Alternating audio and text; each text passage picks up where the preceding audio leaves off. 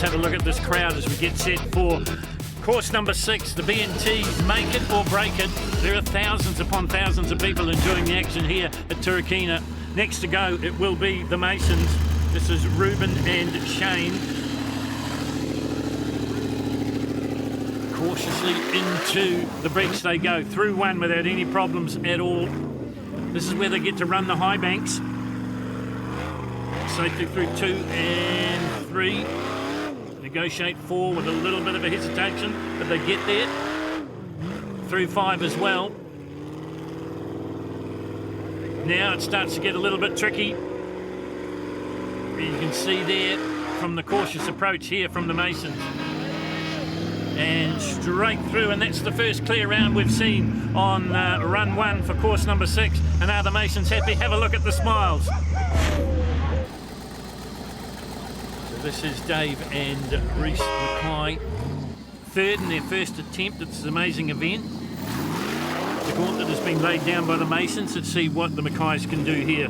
Clears 1, clears 2, clears 3. So a good run so far. This is when it gets a little bit more difficult though. Through 4, lines up 5, through 5 as well. Now they start the climb. Are we going to see a perfect run here for the father and son combination?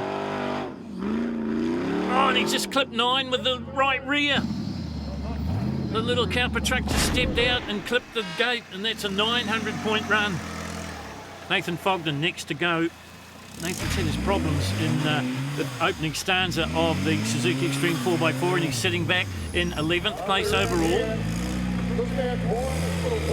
Pretty good in the early stages though. Through 4.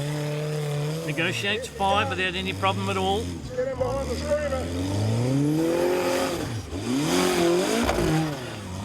Now can he get through 9? Oh, he's just a little bit off course, but he's got time. He's got 30 seconds. He can back up if he wants to. Gets through 9. Oh, and he hits 10. You wouldn't believe it. You can see it in the body language as well. Nathan couldn't believe it either. Have a look at the mud flying in the Suzuki slow-mo for Nathan Fogden. This is Neil Turner. He is in this in a big way. This is course number 6, remember. It's the B&T Make It or Break It. Safely through the wall of death. And down into the mud goes Neil Turner. Oh, and you saw the gate move, and that was from the left front. Hijinks is the truck, and there's plenty of hijinks as they head up towards the finish line there. It was gate number 5 that caught them out, so it's not going to see the perfect run. Here it is on the super slow-mo. Just look at the shapes these trucks get into, using all the suspension that Dan Cowper gives them. Amazing stuff coming to you from Turkina for the 7th year in a row. This is Jared Beeks. He's now in 2nd place. Sam Thompson is the outright leader. In the point situation, we've got 12 courses to negotiate. This is course number 6, so half distance. All good so far for Jared Beeks. You can hear that supercharged Chevy really working, getting up to the limiter. Oh, and then having the other bite at the cherry. Time's on his side. He can back up and have another go. And that's exactly what they do.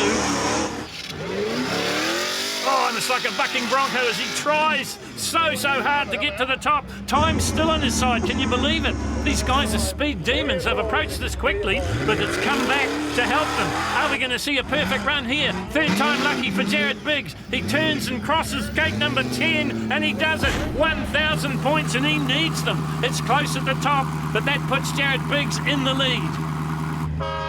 So this is Russell Luders and Chris Tomlin. This is a CowperTruck. Russell Luders Contracting, Tomlin Engineering are the sponsors. These guys are there or thereabouts, and they've got 4-wheel steer, so that could help them here on the Titan Twisty Bits. So far, so good. Heading up towards gate number 5, you see the 4-wheel steer coming into its own as they head down into the ditch and out the other side. Through 5. Up through 6. Perfect so far. Are we going to see another 1,000-point run? I think we are, and they need it. Russell Luders gets the 1,000 points and then does the victory donut as well. Here it is in slow motion. You see the countdown big screen. That lets the crowd know exactly what's happening on the racetrack. So next to go, it's the Nitro Turtle. This is Jamie Larson and Jacob Higgins. This is another Nitro truck, a supercharged Nitro truck. Safely through 1. Dipping dipping the nose in the mud, safely through 2 as well. Oh, and you saw the gate move just fractionally, but the officials saw it as well, so they clipped gate number 3. Through 4, okay. Making it look hard to get through 5, but they do so. Oh, is this going to stop them having the perfect run? Plenty more mud to fly yet, though. They get to gate number 10, 900 points for Jamie Larson. Here's another look at it on the Suzuki replay. Both the driver and the co-pilot working hard in the mud here at Turakina. Next to go, this is the New Zealand champion. This is course 6, the B&T Make It or Break It. Mitch Caldo sits alongside Sam Thompson as they ease into the course through 1. Oh, and he flicked 2. Well, the secret in the off-camber turns is to get up high, but he got just a little bit too high there, and he's flicked gate number 2. And that maybe is going to cost him a perfect run, and maybe that's going to tie us up again at the top of the table. We'll wait and see. Perfect so far, edging his way through gate number 10, but gate 2 cost him. Here it is. Just clipped the right front wheel on the gate, and that makes the difference. Kevin Hermiston, Nick Hamilton next to go. This is a very different Kevin Hermiston. He's been battling long and hard with Sam Thompson in the national title chase. This is a more concentrated, a more attuned, if you like, Kevin Hermiston. Second season in the Gambler, this new concept, CowperTrucks. And Hermie is out for blood, and he's also out for the win. He's been in all of them, and he's making it hard for himself here. He's got time on his side, though. Have a look at the DPS countdown. He's got over 30 seconds to get out of this ditch and get to the top of this hill and maybe claim 1,000 points. He's got it heading in the right direction. No doubt from a lot of help from his co-driver, Nick Hamilton.